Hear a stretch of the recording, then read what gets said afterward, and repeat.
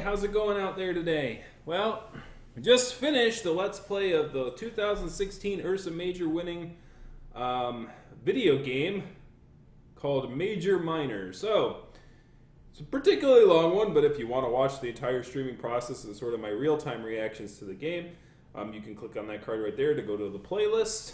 And if you have like several hours to spare, you can, watch the entire process. I try to do as much voice acting as I can and make it as entertaining as possible. I do live streams on this channel every Friday at 8:30 if I can help it. And we play furry video games, which there's a plethora of this year.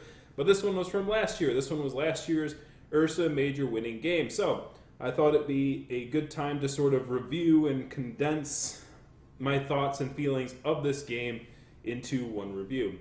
As sort of a disclaimer, I played through the game once. I got the neutral ending, so I didn't get all the true end flags.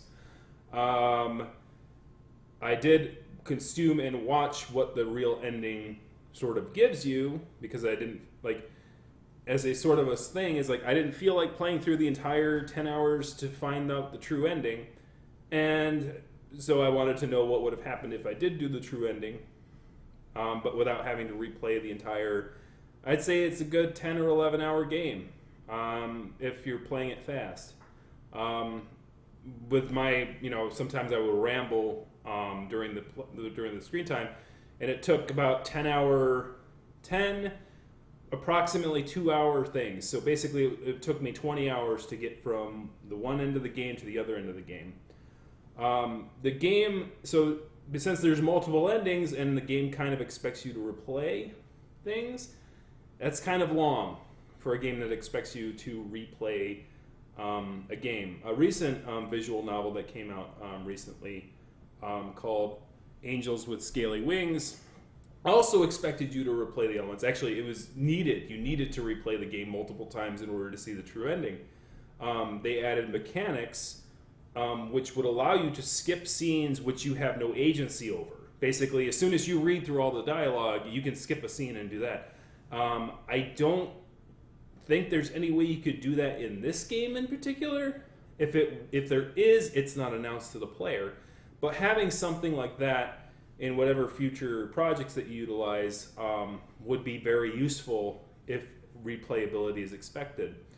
That being said, I guess the brunt of the thing is, I should say, if you are into visual novels, you will like this game. If you are not into visual novels and like more agency over your video games, Major Minor might not be for you. There are choices which have impacts on the story as it goes along. However, they are not frequent. In fact, there was one entire episode of that playlist that I listed earlier where there was no choices whatsoever. And as I said, it's a 2 hour run. Each video is like 1.5 to 2 hours. The last one was like a marathon 3.5 hour run. But there's not too many choices. In fact, I made like a new save file for each choice, and I don't think I broached 20. So basically, and if a slice of the game between save states had basically a choice, I saved a new save. So even if it was a small choice, even if it didn't seem significant, and I don't think I broached the 20 file mark. This game, and also the save states is also something else that I would also sort of critique, in that saves occur at certain points in the game, and there's some long stretches between saves sometimes, and sometimes they're shorter. But I think I know why they were shorter, is because mechanically I didn't hear someone's backstory, and if I had enough points to hear their backstory, it would have been a longer time between the save, which is fine. But having arbitrary save points like that might not be in the best interest if somebody gets interrupted or things. Once again, Angels with Scaly Wings does auto-saving, and auto-saves at certain points, and basically you could put it down, pick it up easily. But I do know the reason that mechanic, as far as saving and skipping things is concerned, isn't so easily implemented, is that the tool in which Klace used, and Klace is the one who made this game, wasn't designed for visual novels. It was designed for RPGs. He used RPG Maker, and the reason I know this is because I used RPG Maker a lot as a kid. Back when it was RPG Maker 98, and I think there was even a 95 at one point. But yeah, back in the day we used RPG Maker 98, and then it was XP, and then they started making 7, and then so basically they've had one for each iteration of Windows software, and they've made improvements over time and stuff like that. I've messed with that tool a little bit here and there. My more experience is I would try to make this weird convoluted mechanic and try and make it work, and I was like, I'm going to make a game out of this. But by the time I got the mechanic to work, I'd be like, man, I got that mechanic to work awesome, and then it's like, well, now I got to make a game, and then I'm like, so good on you for getting a game done. By the way, it's not an easy task, and particularly when you took the time, it looks like, to do all that stuff. But I'll get into that later. But yeah, RPG Maker doesn't work too well with visual novels, or at least it's not supposed to be working at. But the fact that you made it work is impressive. Literally, you used background art and had text and stuff like that, and you know and you got the mechanic to work for this thing. Some of the strengths, I guess, would be characterization. There's some very strong characters here, but there was a few exceptions. I wasn't a big fan of Rocker because his scenes, like any scene that Rocker was involved in, were kind of throwaway. Like, he would talk about Japanese lore, and it never really tied back to the main story in any way whatsoever. At least not to my mind. Maybe I'm an idiot and I missed something. But like the scenes between him and Daz, like those things, like those seemed like throwaway scenes. Like, if you got rid of them, would it have changed the content of the story any? And to my mind, it's no. Like, if you just got rid of those scenes, actually got rid of Rocker as a character, I don't see how it would have changed too much. But then again, I didn't, get close enough to Rocker to find out his backstory. Maybe there's a reason for him as a character, but from the scenes that I got from him, there wasn't really anything other than he's going to tell you Japanese lore. And, so it doesn't seem like he had agency within the main conflict of the game. Also, another character I didn't like was the reporter, but I'll get into that in a little bit. So I'm going to say that at this point, we're going to go into spoiler territories. If you are interested in playing Major Minor, it is available on Steam. I'll probably put a link in the description below for it. If you were into visual novels and you like furries, then it would be well worth your time. If you don't like visual novels and you more like having agency, like a lot more agency in your gameplay, obviously it might not be for you. There's other furry games out there this year that are more action-oriented and may be more in your best interest. So that being said, now we're going to move into spoiler territory. Okay. So, some of the things I thought about, some of the strengths of the game are the characterization, particularly of particular characters, some of the main characters in the game. Like Klace and Rook, or what's his name? Keela and Rook. Keela particularly, you could tell that they put a lot of thought into it because I reviewed the beginning of the game, like the start of my playlist, after playing through the entire game. And there were some nuances about the character when you first meet him, about him not saying things that didn't make sense to your character and seemed to contradict himself and didn't make sense at the time.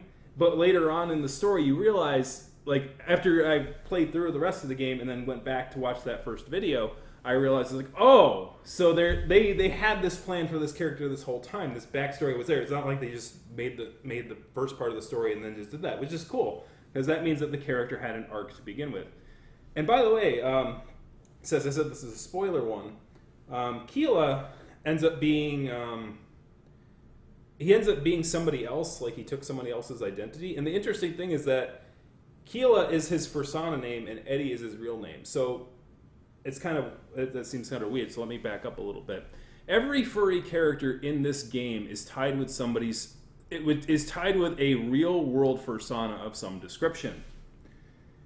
That's sort of cool. And even more amazingly, it's not like the same small group of people. Like, there's an actual credit roll at the end of the game that goes, this is who this character belongs to, this is who this character belongs to, this is who this character belongs to. Now, I don't know how this came to be. My guess is that he put something on Patreon and then said, well, if you contribute this much, your character will be in the game. If that's the case, then the fact that he was able to use these different characters and make them fully fleshed out and part of an integral story is pretty awesome. Barring a few like minor touchstones, every character really had a place. They really felt like they had a place. This is the game's strength, is its characterizations and interactions between the characters. As far as storytelling, its weakness is exposition. Oh my god, the exposition.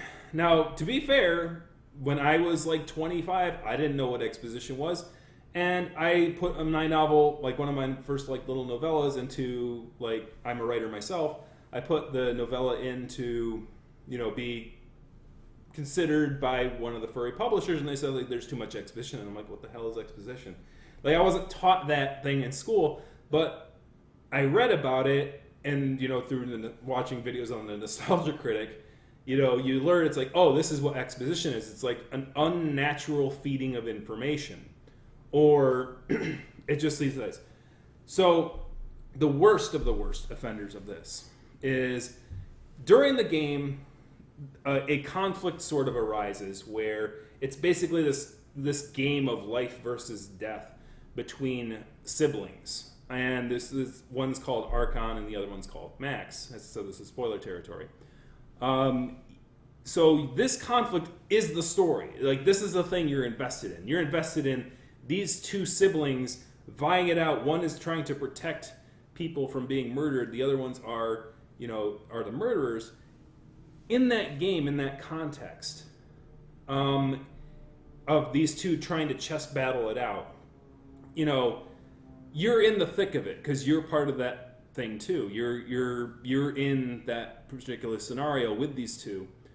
And what ends up happening is that during this conflict, you end up going back to another planet because there's a lot of stuff going on in this story, okay? So you end up going, your body ends up going somewhere else, and then when you return, the conflict is resolved, which was horrible. And I was like, if you want to see the real-time thing, I'll put the video up to basically that point in the gameplay. But you basically arrive back at this bunker away from the convention center, which the game takes place in a convention center. It's a furry game, okay? We know we write what we know, right? So anyways, you end up in this bunker, and Archon basically spends about 30 minutes telling you about the finale. And you're just looking at him telling you, like, this is how I beat my sister. Or not physically, but in this game that we were playing, in this game we were playing in order to try and win control of what's called the Ark. We freaking, I'm gonna tell you everything that happened, and it's like, I want to see it. It was horrible. It's like, I want to see this. It's like, this is the thing. This is the main conflict right now. We were introduced to the whole overarching conflict with Nagi and Nami. Like, they are introduced later to kind of keep the conflict going, but like, this was the conflict, and it was resolved off camera, and I have somebody telling me what happened. Like, it would literally be like watching the first part of a movie, right? You're watching the first part of Speed, let's say, and they're watching the bus scene and everything, and then let's say that you're like, I'm gonna go to the bathroom really quick. I'll be right back, okay? Pause the film for me, and then you come back. Like, let's not even say it's the bathroom. Let's say I gotta go to the grocery store and pick up something, because it's gotta be something that's gonna keep you busy for a while. You go to the freaking store, you buy stuff that you need, and then you come back and you realize you didn't pause the film. Oh, it's like, and then the guy's like, no, it's okay. Here, I'm gonna describe to you what happened. Like, here, let me tell you what happened at the end of the story. It's like, no, just turn the movie back on and let me watch it. Like, that's sort of how I felt. Like, I felt like I was being conveyed, like, a story which I wanted to see by a third person. Like, and this third person's telling me exactly what happens. Like, I want to see it. I want to see the look on Maxine's face when you gave her comeuppance. Right? It's like, I want to see it, but I can't see it because I'm being it's an exposition dump. I'm being told what happened. And it's like, I don't know. So, work on that. Ask yourself when you're making a scene, this character is telling me what happened. Now, it's fine if the circumstance in which I learn it is at the bunker, but, don't have them say this blah, blah, blah, blah, blah, blah, blah, blah, blah. Like, don't have them spend 10 minutes, like, telling me what happened. Go to a cut scene. Go to, like, say, here is what happened, ... Fade scene. Go to the scene in which things are actually happening on screen. Like, between him and her. Like, where he gives her comeuppance. And then it fades back and says, and that's what happened. Like, if you're going to have a character describing it, it's fine. But just show the story that they're telling me. Because this is a visual medium. And that's sort of the whole thing. It's like, sure, it's a visual novel. You're expected to read and have some reading behind you. But it is also a visual medium. Use those visuals to your advantage. Other kind of expositional issues were basically where you have sort of an inner voice narrative and it kind of prints out, which is an interesting style. I was kind of critical of it at first, but it worked. And the fact that you used that style and you were consistent with that style, it eventually clicked and it wasn't a big deal. It took a little bit of getting used to with like the whole inner monologue style, and then the characters actually have a voice, but you always talk in sort of action sort of statements. It took a little bit of getting used to, but it was a good style, and so that first video and my whole playlist, I kind of critiqued that style, but it is a style and it works. But a little too frequently, what would happen is the story would, like, this awesome character interaction be happening, and you could kind of make judgments based on those character interactions. And then your inner monologue would come in and just tell you what you just already knew. So if a person's reading and enjoys visual novels and enjoys reading, they're going to know information. They're going to be able to glean information off of the context of conversations. They're going to understand the interaction and dialogue and what that sort of means to the context of the whole thing. They don't need it explained to them via inner monologue of the thing you just learned. And if they do have difficulty with it, then go back to the previous save point and read it again. Or maybe if they don't understand it, maybe later on something will kind of make it a little more obvious what's being talked about. Don't feel too bad about that. I've had this problem myself, where I will repeat things that I already explained earlier on a page or something like that. You ask my copy editor, and she watches these videos, and she knows, she's like, you do that a lot too, where you will write something, forget that you wrote and told the audience that, and then you'll write it again in the bottom part of the page. I'm going to say, you already told them this, get rid of it. Just get rid of it. Literally, dude, like, and don't take this too hard. Literally, if you got rid of all that times when the inner monologue would explain something that was already kind of shown, you could probably cut your game to 3/4. Like, I think that sometimes some of the repetitive explaining, hindered the flow. And there are multiple times that occurs. And, maybe a little less of it next time. Your audience has to be able to read in order to understand that. So they probably are readers. And especially if it's a visual novel medium. So they don't need things re-explained to them because they're probably prolific readers. So they can understand sort of the tropes and the concepts and stuff like that before they get to it. But then again, it depends on who your target audience is, right? If it's a younger audience, then yeah, repeating can be helpful. That being said, I'm still very impressed with the use of RPG Maker. One mechanical thing that might be more one of my audience members noticed that you used the word they a lot when referring to the protagonist, even though I, as the protagonist, put in my gender sort of thing on like the second or third chapter doing some sort of questionnaire. And then you actually used it at one point and said he, when I said when I was a boy or a girl, I'm a boy, I put that in and you did use the word he. I think the best thing you can do in that situation, if you are using RPG Maker as a tool, is you should make, because I knew you were using, it's kind of cool, you were using characters, every character had their own character sheet, and you were adding them and removing them from the party, even though there was no party, and I know this because the save file shows who was in your party at the time. So you were doing that even though it wasn't necessary to the game that you were trying to create. It's kind of a cool use of sort of a flag thing, and it's kind of the fact that you went through that much effort. It's cool. You can do some cool things with it because obviously you probably didn't utilize this tool much, but there's hotkeys in the dialog boxes that you can basically put /n and then a number, and then it'll take the number of that protagonist and stick it in there.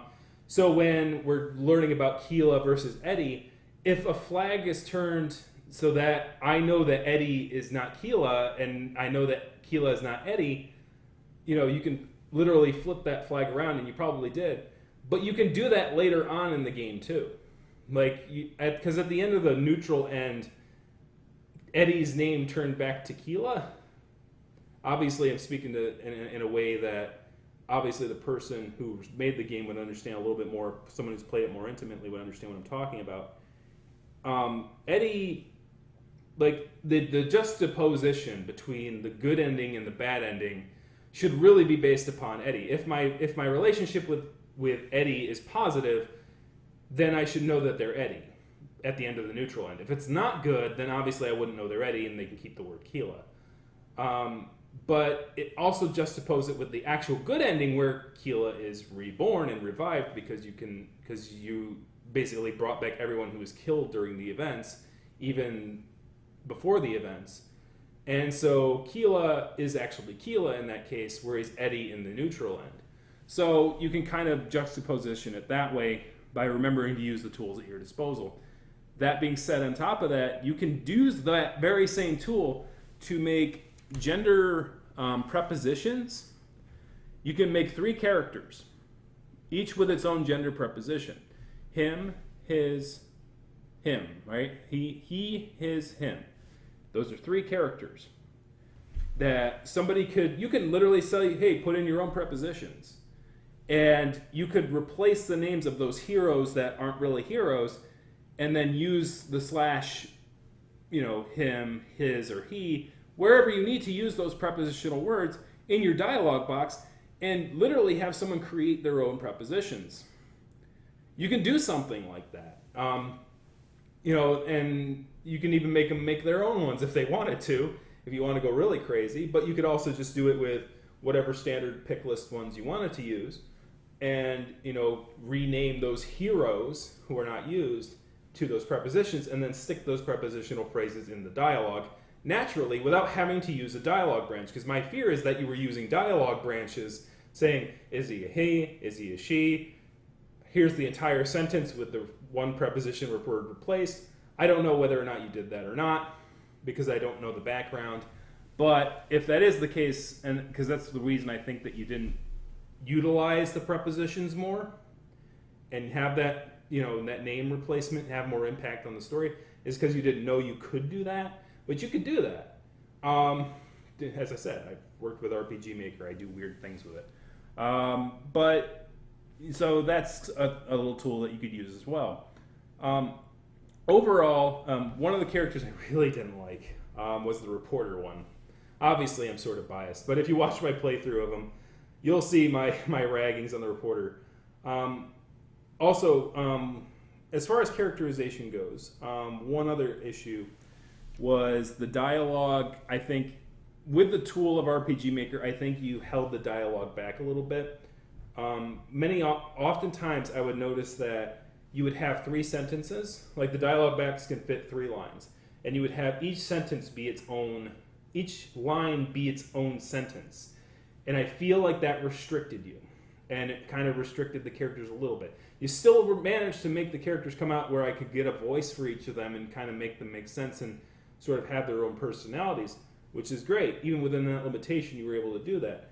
But as I'm talking to you right now, you notice that I don't make sentences that stop after like 5 words. Like they're flowing, they're long. Some people speak in shorter sentences, and that's sort of a characterization of them. But unfortunately, because of the limitations of the tool, you were literally trying to force each line to be its own sentence, and it felt fragmented. You can feel free to use that whole dialogue box to create one sentence. Don't worry that the person's not going to know that the next line is still its own thing, that it's still a flowing thought.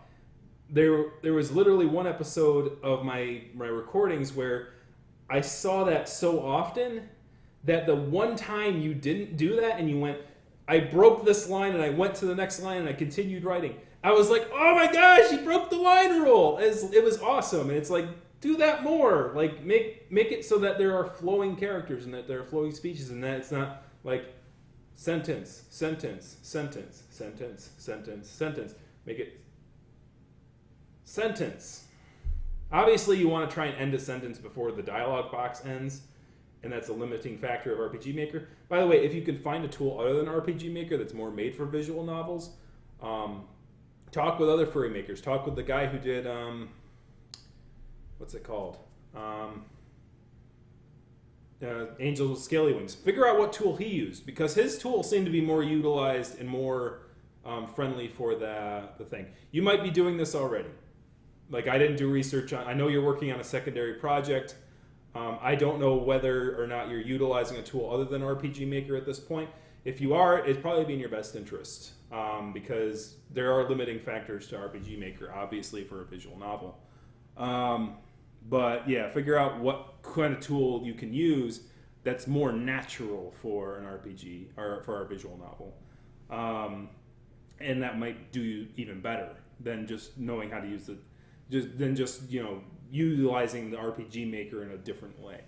But at the end of this thing, and this is where I'm going to wrap it up, one of the biggest strengths of this game, and why I know it won the Ursa Majors, is your utilization of the fandom. A lot of, like, Angels with Scaly Wings is probably the opposite. It has good gameplay, it's very short, it knows what it's doing, and it's very contained, and as far as gameplay goes, it's very good for a visual novel. I was hooked on it. I played it repeatedly until I got all the endings. And it lent itself very well to it. Major Minor was a little more rougher as far as the gameplay goes, but the issue here is that, and the reason that I think this Major Minor speaks so well to the fandom, is that you socially networked. You did the thing that I suck at doing, and that's marketing. You'll realize that I have these, that my channel only has like 200 subscribers and stuff like that. It's because I don't socially network all that much. I'm very hermitish. Like, I don't interact with people all that much. I don't use community tools in the most best manner. That is my self-critique. I suck at it, and I think a lot of furries suck at it more than they would like to admit. You used Patreon in a way that engaged the community to your game. Or I think that's what you did. You used, but at the very least, you got them engaged. You're like, oh, my character's in this game. You should buy this game. That, as an advertising method, is using sort of other people's characters in order to spread out the idea that this game, look at this game. This game, I'm in this game. Look, you should see my... It's sort of like how a movie can sometimes go, hey, look, I had a minor role in that. See me, I'm in that crowd all the way in the back. Hi, Mom. I'm that dude in the bank scene. See me all the way back there? Having people involved in a project like that can help market it. The fact that you got Fox and Moore on board to make some music for it. The fact that you implemented music in the final scene, whether you made the neutral ending or the good ending. The fact that you brought those aspects of the fandom together. I think you had an artist who's pretty good. Had good art in there. you brought together the community in this project, at least a big a swath of the community, which used it to naturally sort of, spread by word of mouth. And that, without, you pressuring to say, win the Ursa Major, win the Ursa Major, and doing all that sort of politicking, that aside, you already had the network to begin with, even before you did that, because you made it during the game. And I think that is awesome. And I hope that more furry games can do something like that. Or even more furry things in general can do something like that. And that is to engage the community as a community instead of like, well, I'm doing this thing and I'm going to put it out there, and if people like it, they like it. If they don't, they don't. Which, some people do sometimes, more than they would like to admit. But I think it was kind of cool. But that reporter character, man, he is so out of character. Like, sorry, it's like you can watch the videos for my reaction to the reporter character. To me, he was the most out of character because it's like reporters don't act like that. No, but I know he's a tabloid journalist. But even tabloid journalists are worse than actual reporters and how arrogant they are. Like, reporters in themselves have a somewhat arrogance to them. Like, he would start off as that, but then he would kind of peter off. Like, I would start to get into his character, and then his words would sort of milly-mally wish-wash. And I'm like, oh, God, no. He's wish-washing. What is he doing? Stop. But anyways, yeah, the reporter character, just no. Like, I guess I'm sort of biased because I'm a writer, and I do nonfiction stuff, like, more often these days. So I understand sort of the mentality that goes behind people who are journalistic, and like I just wasn't feeling him as a character. It wasn't. Now, as far as an actor goes, I know this guy's tied to an actual persona. It was the script person's fault in this case. It wasn't. I'm sure you acted fine and your character looks cool, but and he played the role, but the writing for that character was kind of do better, man, on that one. But I wanted to end it on a positive note, and that is that other than two characters, like Rocker and the Ketsumushu, I can't even remember his name, Messiah, whoever his name is, the reporter guy. Other than those two characters, all the other characters were very solid characters. The art design was pretty good. The story, while somewhat a little bit exposition heavy, served its role and did its purpose.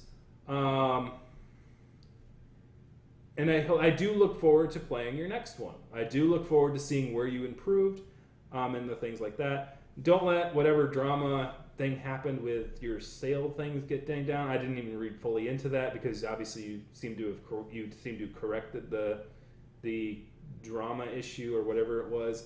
As I said, it was on like one or two sites, and there was something about, indie developers get passionate. These are their passion projects. They're human beings. I expect that was somewhat had something to do with it. And like, the issue is that we treat indie individuals as if they're large corporations sometimes. And that, I think, is an issue. It's like we treat indie developers to the same standard that we treat AAA corporations. And where in AAA corporations, that passion can be sort of diffused and decentralized from an individual into different groups, and having each group be responsible for its own thing. Indie developers aren't really necessarily that way. There's really like a small group of people. Like, literally, the credit roll on this game was literally like 2 pages. That's the smallest credit roll I've seen, even on an indie game. Mostly because a lot of indie games these days will do the whole like Kickstarter thing, and they're like, well, if you donate $1, we'll put your name in the credit roll. And I'm like, oh God. The longest credit roll of it's like literally like if we did that in like old games, like let's say like Police Quest or Leisure Suit Larry and the Lounge Wizards, the original one, like that first credit roll would be like special thanks to you can write a novel with all the special thanks to for people who kickstarted this game. So literally, like, they didn't do that with this game, even though it was either it was a Patreon or a Kickstarter thing. I'm not sure which, but they didn't like do the whole like thank you credit roll kind of a thing, which is good because it's like then it's like, oh cool, I can actually see kind of whose persona at least belong to. One of the coolest stories about this is that Rook the Ferret, while I was playing this on my channel, in the midst of playing this, and this is how I learned that these were actual personas of actual people, Rook the Ferret wrote an article for Flayra. I didn't talk to him, I didn't contact him, I didn't do anything, but Rook is a character in it who's a ferret, and literally Rook the Ferret wrote an article about reviewing some sort of like comic of some description for Flayra, and I'm like, Rook the Ferret, and I click on it, because I was playing this game in the midst of doing this, and I click on it, and it's like, there's that frickin' persona, in the exact same style as it is in the game, and I'm like, really? So then I started like doing for affinity searches on the others, and I'm like, oh, they actually are personas of different people. So literally, I had one of the characters I saw in my video game all of a sudden submitting articles to my news site, and that's the only one they put in there. And I think it's because I accidentally killed their character. Oh, the poor Rook. Because there's a choice that you have to choose between your friend Keela or the guy or your friend Rook, and they say, well, you have to choose to kill one of these two characters, or I'm going to kill you all. That's like what Maxine's doing, and so like I had to sit at that screen for a while. It's like, do I really want to kill the character? It's like I know Keela's helping me in the other on Terra, which it's actually kind of cool in and of itself, but I've already gone on too long. Like, Keela's over here, and it's like, I know I'm helping him out in Terra, and I don't want to mess with that. But, Rook, he wrote an article for me for Flayra, so I don't want to kill a member of a writer for the Furry site that I'm on the editorial board of. And I ended up, based on the scenes around it, and based on the fact that I felt more attached to Keela than I did to Rook at the time, I decided to off Rook. And so hopefully he didn't take that personally. Come back and write another review for Flayra anytime you want, man. Don't take it too personally. I had to make the decision, man. I had to make the decision. No loyalty, man. No loyalty. Anyways, but yeah, that's the coolest part of the game is that, the fandom, there is ties with the furry fandom, not just in the fact that they're anthropomorphic characters on the screen, but every anthropomorphic character on the screen is a real persona on the furry sites, and that's freaking awesome. In fact, his own character Klace is in the game for the intents and purposes. I was a bit concerned at first that he was self-injecting his character and that you were meeting him and then he was this big pop star, but the way he used his character, I think, is great. Because I was worried that it was going to be like this Mary Sue situation where he's injecting his own character and that it's going to be this issue where, oh, this character is going to be so awesome and so wonderful, and it's sort of like this Mary Sue situation. But before you even get to meet the guy, Maxine, the person who's murdering, the Midnight Murderer, kills off Klace. And so he, as a character, doesn't exist on screen ever. He's sort of this person who died, and it's having an emotional impact on the entire group. But his impact is indirect. However, during the midst of the gameplay, you learn that you could bring everyone back, as I sort of alluded to earlier. So if you get the good ending, you can bring everyone back, and so if you get to that good ending, you can bring Klace back. So his mechanic of him as a character is a reward to the player for succeeding at the game, as opposed to dragging down the game in this Mary Sue kind of style. So while I had my reservations, it's like, oh, you're injecting yourself in the game. That's against the writing rules. You know that. It's like, you should know. It's like, if you're good at writing, you should know, don't inject your own character in your own story. It's not a good idea. You're going to have biases. He moved himself away from the center stage and allowed the game to be and he used himself as sort of a mechanic as a reward to a player who succeeded in the game. Bravo on that. Good idea. And I applaud you for that. That was excellent. But anyways, that being said, if you enjoy visual novels, and if you have a couple of dozen hours, I would recommend giving this game a read, as it were. And I look forward to the sequel that's coming out. I can't remember the name off the top of my head because I'm terrible at this. But if you look it up, if you look up Klace's for Affinity page, I'm sure he has references to that game. I'll probably put a link in the description below of any information that is precluding to the future installment. But for now, I'm going to get the hop out of here. Thank you very much for watching. Kick that like, kick the subscribe button, kick a comment in the comment section. If you don't want to play a visual novel yourself and still want to experience the gameplay, I have the playlist that was in the cards up above there. And that's about it. I'll see you next week. Thank you very much.